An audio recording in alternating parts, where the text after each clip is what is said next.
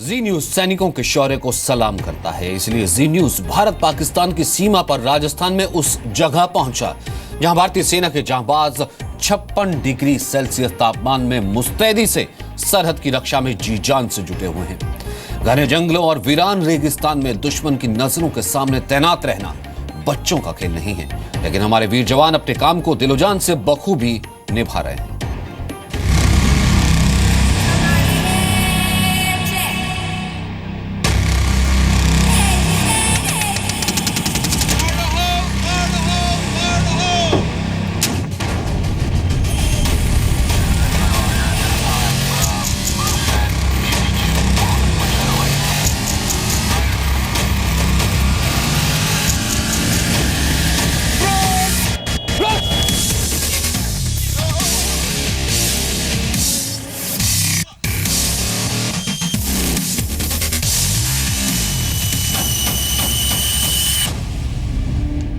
हम यहाँ थे,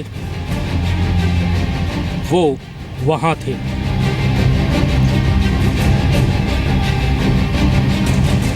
हम उन्हें देख रहे थे और वो हमें देख रहे थे।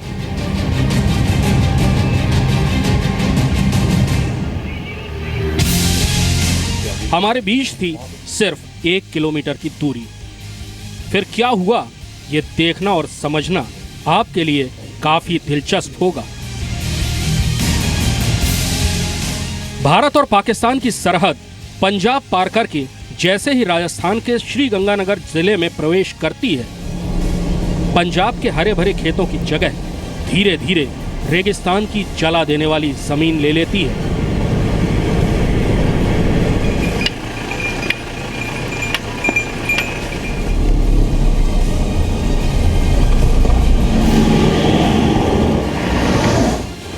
यहाँ भी फसल कटाई का समय है। सब्जियों के खेत तैयार हो रहे हैं। कपास की बहुत अच्छी फसल तैयार है। किसानों के परिवारों के लिए इस समय खेतों में काम ही काम है। लेकिन जहाँ ये खेत खत्म होते हैं, वहाँ से सीमा सुरक्षा बल यानी बीएसएफ का काम शुरू हो जाता है।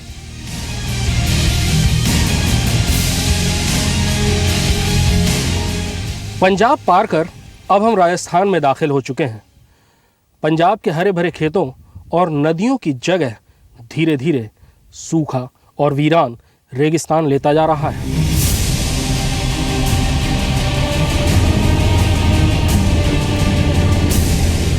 यहाँ चुनौती जंगल है, क्योंकि सीमा रेखा जंगल के बीच से होकर गुजरती है। भारतीय इलाके में अक्सर जंगल साफ किए जाते हैं, लेकिन पाकिस्तान की नीयत का अंदाजा इसी बात से लगाया जा सकता है कि उस तरफ जंगल वैसे ही रखे जाते हैं ताकि घुसपैठियों को छिपने में आसानी हो। जाहिर है, ऐसे हालात में दुश्मन पर कड़ी नजर रखना एक बड़ी चुनौती है, जिसके लिए बनाए गए हैं वॉच टावर। बीएसएफ पेट्रोलिंग के अलावा वॉच टावर से भी लगातार नजर रखती है। सिर्फ 1 किलोमीटर दूर सामने पाकिस्तान की चौकी, और यकीनन वो भी इस वक्त हमें देख रहे थे। तकरीबन 1 किलोमीटर होगी पाकिस्तानी पोस्ट हमजा। ये दरअसल पाकिस्तानी रेंजर्स के डेजर्ट रेंजर्स जो हैं उनकी 3rd विंग की एक ही पोस्ट है। 1 किलोमीटर के आसपास का ये दूराई होगी। एक दूसरे यहाँ से नज़र इन पर रखी जाती है लगातार, दिन में बाइनोकुलर्स के ज़रिए और रात में हैंड हेल्ड थर्मल इमेजर्स के ज़रिए। और दिन में और रात में भी यहाँ पर पेट्रोलिंग लगातार जारी रहती है, क्योंकि फेंसिंग के बिल्कुल साथ साथ ये पोस्ट हैं, ये ऑब्जर्वेशन टावर्स हैं। तो लगातार पेट्रोलिंग जारी रहती है दिन में भी और रात में भी। अगर जहाँ मैं खड़ा हूँ ठीक सामने 12 o'clock देखेंगे तो इनकी एक मस्जिद का एक ट्विन टावर टाइप का एक स्ट्रक्चर दिख रहा होगा, वाइट स्ट्रक्चर। बिल्कुल दिख रहा है। तो ये मॉर्निंग या इवनिंग में यहाँ पर नमाज की भी जो इनकी प्रथा है वो अपनी फॉलो करते हैं, तो उसकी आवाज़ भी हमारे एरिया में क्लियर कट सुनाई देती है।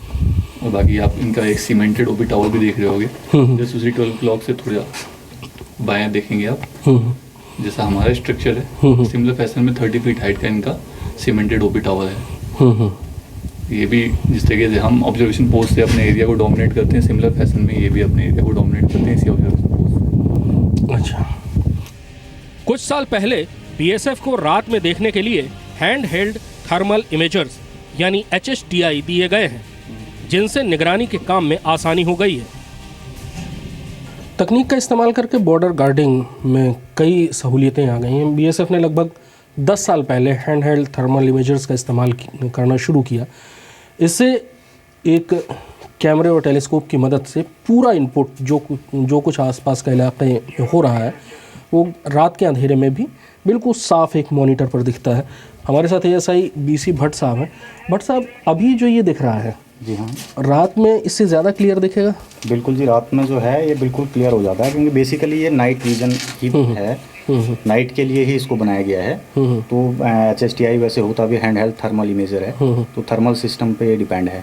तो यहाँ पर हमने जो लगाया गया है HSTI, ये कोरल कंपनी का है, कोरल B से। तो इसकी मैक्सिमम जो रेंज है 1.2 किलोमीटर है। तो 1.2 किलोमीटर तक हम इसको बिल्कुल क्लियर विजिबिलिटी हम देख सकते हैं। तो इसको हम यहाँ पे एक राउटर लगा हुआ है जिसके ऊपर बेस्ड है ये, और इस राउटर को हम घुमाते हैं इस कंट्रोल सिस्टम के थ्रू। यानी आप ये जो इसका जो टेलीस्कोपिक साइट है, इसकी जो ये बाइनोकुलर है, इसको आप घुमाते जाते हैं यहाँ से, और पूरे इलाके पर हमें जैसे जिस तरह से हमें अपने इलाके को देखना होता है, जैसे सर्विलेंस करते हैं, तो उस तरह से हम यहाँ पे इस कंट्रोल पैनल से हम इसको घुमाते रहते हैं। हमें जहाँ पे भी कोई भी हरकत नज़र आती है या फिर हमें कोई भी अगर ऑब्जर्वेशन दिखाई देती है, तो हम वहाँ पे इसको फिक्स कर देते हैं और उसके बाद में उसको देखते हैं अच्छे से। इनका एक OP टावर है, तो उस OP टावर को ये देखिए, ये सामने में इनका जो इनके हमजा पोस्ट है उसका ऑब्जर्वेशन पॉइंट है। तो ये यहाँ पर जैसे ड्यूटी करते हैं या फिर आते हैं, तो इनकी मूवमेंट भी रात के टाइम पे हमें दिखाई देती है। इनकी टॉर्च वगैरह या लाइट्स वगैरह जो भी हैं, या व्हीकल का मूवमेंट जो भी होता है, वो हमें इसका साफ दिखाई देता है। दरअसल भारत और पाकिस्तान की सीमा बहुत जगह से ऐसा है कि वहाँ पर जंगल हैं या रेगिस्तान है, या रात को बहुत घना वहाँ पर कोहरा होता है सर्दियों के वक्त में। कई तकनीकों का इस्तेमाल किया गया है। गुरदासपुर के आसपास जो रावी का इलाका है, वहाँ पर सेंसर्स भी लगाए गए हैं, जिससे अगर कोई भी चीज़ उन सेंसर्स के बीच से गुजरती है तो अलार्म बजता है। इसी तरह से HSTI से भी अब कवर करने की कोशिश की गई है, और इससे भी ज़्यादा सोफिस्टिकेटेड जो गैजेट्स हैं वो भी लगाए गए हैं। वैसे तकनीक की एक सीमा है, खास तौर पर जब मौसम हर वक्त चुनौती खड़ी करता हो। भयानक गर्मी, रेत के तूफान और कोहरे भरी रातें, लेकिन इंसान के लिए कोई सीमा नहीं है।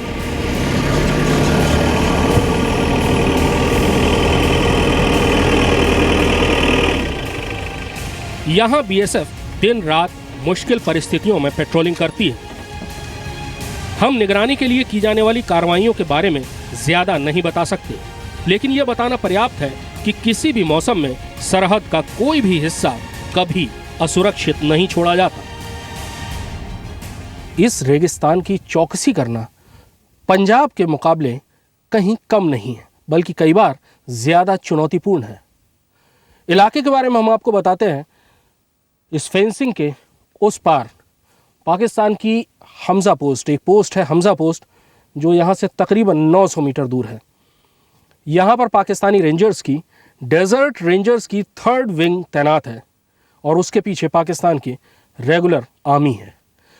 यहाँ पर इस फेंसिंग की, इस सरहद की निगरानी करने के लिए हर वक्त पेट्रोलिंग गश्त की जाती है, जो कि पैरों पर भी होती है, व्हीकल्स पर भी होती है, गाड़ियों पर भी होती है, और ऊँटों पर भी होती है। यहाँ भी अलग अलग तरीके के इम्प्रोवाइजेशन किए गए हैं। यहाँ पर फेंसिंग में घंटियाँ लगाई गई हैं, कहीं कहीं खाली बोतलें लटकाई गई हैं, ताकि अगर कोई हरकत हो फेंसिंग के साथ तो वो समझ में आए, आवाज़ से समझ में आए। लेकिन सबसे महत्वपूर्ण चीज़ है, इस पूरे इलाके पर नज़र रखने के लिए, उसको डोमिनेट करने के लिए लगातार पेट्रोलिंग करते रहना। और यहाँ रेगिस्तान के इस सख्त मौसम में पेट्रोलिंग का काम पुरुषों के साथ साथ महिलाएं भी संभाल रही हैं। ध्यान देने वाली बात यह भी है कि BSF के इस दस्ते में पुरुष और महिला जवान साथ में पेट्रोलिंग करते हैं। यहाँ सरहद पर सबसे आगे BSF की महिला कर्मी भी तैनात है, लेकिन इन्हें कमजोर कड़ी समझने की गलती बहुत भारी पड़ सकती है। ऐसी ही गलती पंजाब के गुरदासपुर में अप्रैल 2012 में एक पाकिस्तानी घुसपैठिए ने भी की थी और उस वक्त उसे बीएसएफ की महिला कांस्टेबल ने मार गिराया था। ये वही महिला कांस्टेबल आरती है जो इस वक्त राजस्थान में तैनात है और पूरी मुस्तैदी से सीमा की रखवाली कर रही हैं। रेगिस्तान में सुरक्षा की अलग चुनौतियां हैं। यहाँ मौसम बहुत बेरहम होता है। गर्मियों के दिन बहुत लंबे, बहुत सख्त, बहुत गर्म होते हैं। सर्दियों में रातें बहुत ठंडी हो जाती हैं। हमारे साथ आरती हैं। आरती ने बहुत नाम कमाया था जब अप्रैल 2012 में गुरदासपुर में अपनी तैनाती के दौरान एक पाकिस्तानी घुसपैठिए को ढेर कर दिया था। पूरे देश में जगह जगह आरती की चर्चा हुई थी। आरती इस वक्त यहाँ पोस्टिंग है। आरती, आपने गुरदासपुर में और सीधी आपने सामना में एक घुसपैठिए को मार दिया था। जी सर। उस वक्त आपके दिमाग में क्या ख्याल आया था? सबसे आगे आप खड़ी थी और क्या हुआ, क्या था, वो वाकया क्या था?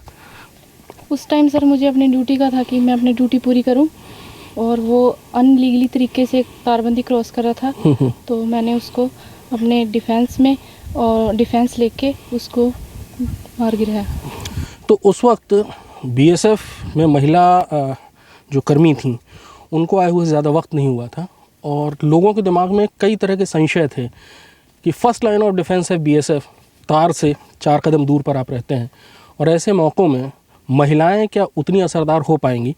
लेकिन आपने जिस तरह सीधे मुकाबले में एक घुसपैठिए को मार डाला, उसके बाद क्या आपको महसूस हुआ कि आपके बाद आने वाली जो महिला कर्मी हैं उनके दिमाग में कुछ ज़्यादा उनको हौसला मिला और लोगों की भी नज़रें बदली डिपार्टमेंट के अंदर भी और बाहर भी कि नहीं, ये वाकई इफ़ेक्टिव हैं, ये वाकई कुछ कर देंगी?